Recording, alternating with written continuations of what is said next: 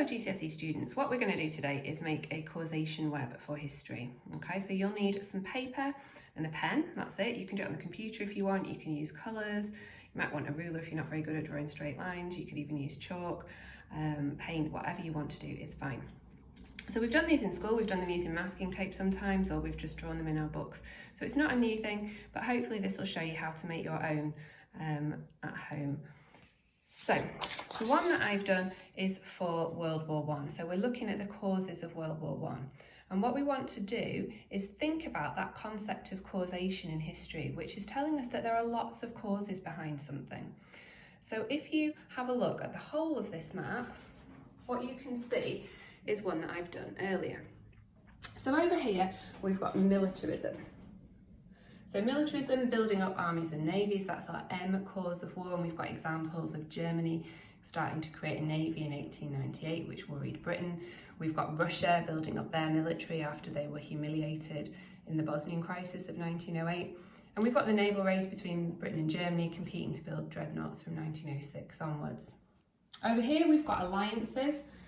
The alliances were those formal agreements between countries to support each other, the main two being the Triple Alliance and the Triple Entente, but remember the Triple Entente was made up of 3 separate alliances and agreements.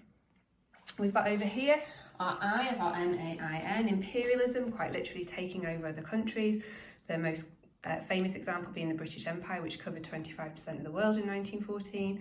Austria-Hungary had an empire made up of lots of different ethnic groups, and Germany had said that they wanted a place in the sun. And then we also need to use those examples of the crises within our understanding of imperialism, because they are all about countries trying to take over other countries. So in 1905, Morocco, in 1908, Bosnia, and in 1911, Morocco again. Our N of our MAIN causes, our main causes of war, is nationalism. Now this sort of has 2 meanings. It can be sort of extreme support for your country, thinking your country's better than all other countries, but it can also be countries that are controlled by another power wanting to gain control for themselves. So examples of those are the Balkan countries who wanted to rule themselves and not be governed by Austria-Hungary or the Ottoman, the Turks. It might be Britain trying to stay the most powerful country in the world, or it might be Germany's belief in Weltpolitik, this idea that Germany wanted to be the most powerful country in the world, which threatened Britain. And then finally, we've got the assassination. So the assassination of Franz Ferdinand, who's killed by the Black Hand Gang in Sarajevo in 1914. This is our trigger event, really. This is the event that sparks the bonfire, if you like.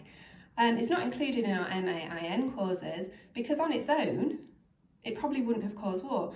You know, I don't think Britain would have gone to war just because of the assassination if there weren't other factors already at play that meant that Britain would be prepared to go to war.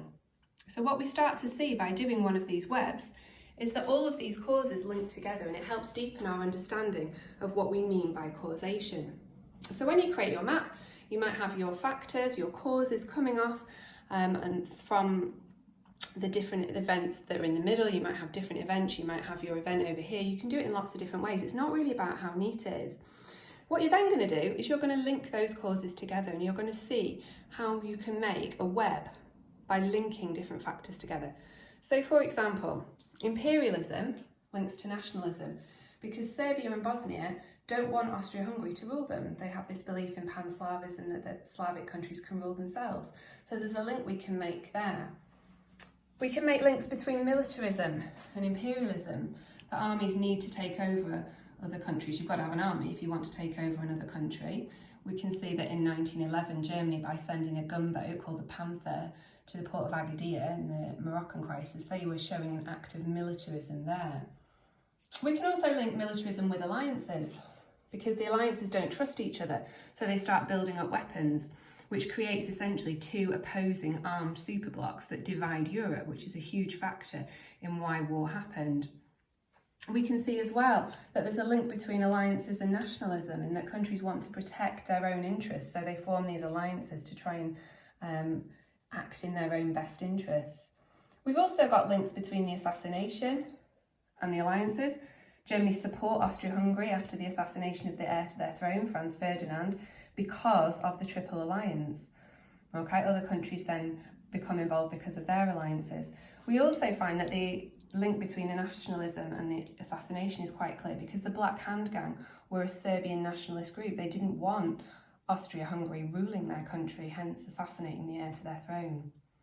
You could probably do more of these, you could keep adding to it, it can get very messy. We're not looking at neatness here, we're looking at having a map that shows you how those causes all interact with each other, and how you can start to see causes as being about lots of different things. So we're trying to broaden our understanding of what causation means by creating a web that shows how lots and lots of things link together to cause one event.